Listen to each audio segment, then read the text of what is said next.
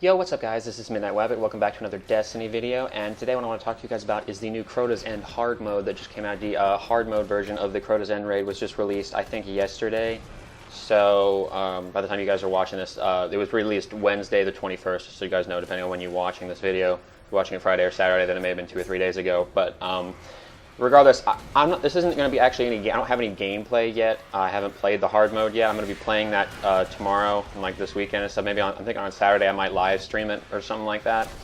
But what I want to do is I want to kind of play it a little bit first, try to get a feel for it, and then maybe like give you guys some tips and tricks and stuff this weekend if you guys want me to get some tips and tricks and stuff and like methods for doing certain things easier in the hard mode.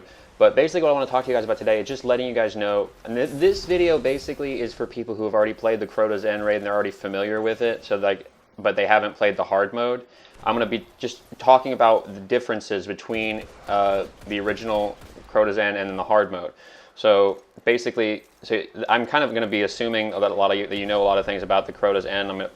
If you guys are confused by anything like that, I can, like I said, upload some more detailed tutorial videos and stuff. This is basically just a video letting you guys know what the new stuff in Crota's End is in hard mode.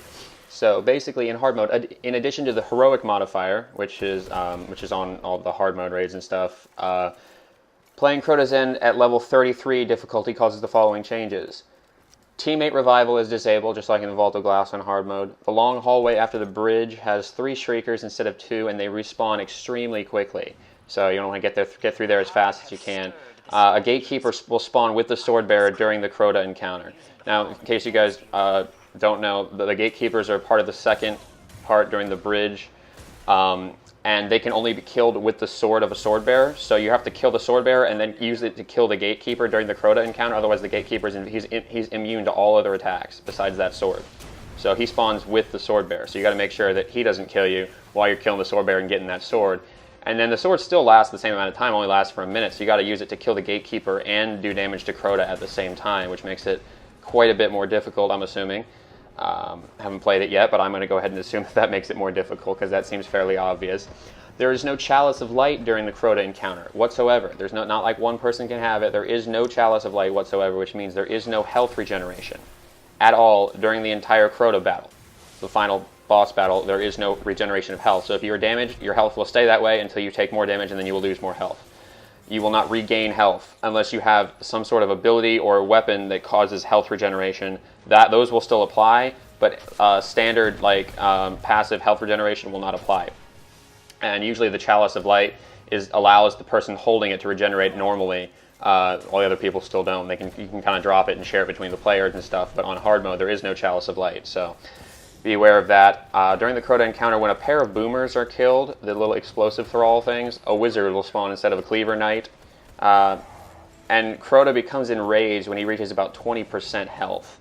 And when he is enraged, he gets enraged if you don't kill him within about 10 minutes. But during the hard mode, he will get enraged when he reaches about 1/5 of his overall health. When you take down about 4/5 of his health, he will become enraged. And while he's enraged, he can summon his Oversoul at any time, not just upon player death. He can summon it whenever he fucking feels like it. Like, he can just like randomly summon the Oversoul for no reason. So you guys got to make sure that you're ready to aim up in the sky and shoot that thing down, because after 10 seconds, that thing will kill the entire team. So you got to make sure of that. And also, when he's enraged, ogres will constantly spawn. It's not just like those 2 after you kill 2 of the sword bearers. Ogres will be constantly spawning down there. So you have to definitely be careful of that. Have some people back in that starting room, maybe taking them out with some snipers or something.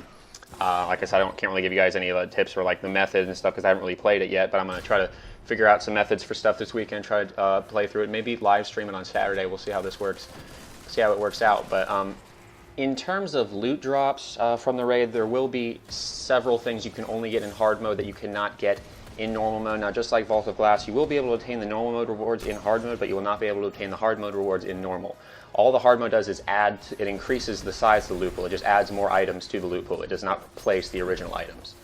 So, in addition to all of the armor that you guys will be able to earn, most of you guys, if you've played Crota's End, you've gotten some of the armor. You know, it gives you certain abilities, like I think some of the boots give you like increased speed while you're holding the sword of the sword bearer or something like that. bunch of different stuff. So you guys know the armor. I'm not going to go through. I'll go ahead and go through all of the armor. But you guys know during the normal mode raid, the legendary weapons you can get, you cannot get any primaries. Primaries, for some reason, are only available during the hard mode raid. I think that's true of Vault of Glass as well. I don't think there are any primaries that are available in regular. Yeah, I don't think there are. Just I don't know why they chose the primaries instead of, I don't know. But anyway, you guys can tell during normal and hard mode you will be able to obtain the Black Hammer legendary sniper rifle, the Light of the Abyss, which is a fusion rifle, legendary shotgun called the Swordbreaker, Hunger of Crota, which is a rocket launcher, and the Song of Iryut, which is a legendary machine gun.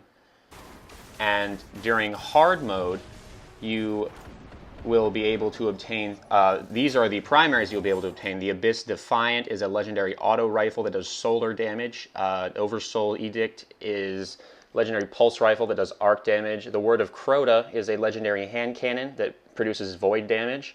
I think that's the only one out there, actually. But legendary scout rifle called the Fang of Iryut that produces arc damage. And besides that, like besides weapons and stuff, there's also these are other items that are only available in hard mode. There's the Bane of the Dark Gods, which is a legendary jump ship, and I think there's also a legendary Sparrow and some sort of shader or something like that. And then there's also a Crux of Crota, which is an upgrade material that I'll be doing detailed analysis on. I'll be showing you guys what's so important about that. It's very, very important for getting a certain exotic weapon. I will show you guys what that is a little bit later, either at the end of this week or like this weekend or beginning of next week. But in both normal and hard mode, you will still be able to obtain any exotic from the exotic loot pool, basically in either normal or hard mode. I'm assuming you have a higher chance in hard mode, but even in normal mode, you still have a chance to obtain these primary special and heavy weapons that are all exotic from the exotic loot pool. And any of these weapons you have a chance to get. I'm assuming the only place I've ever seen people get them from is from Crota himself. Except one time I did get a No Land Beyond.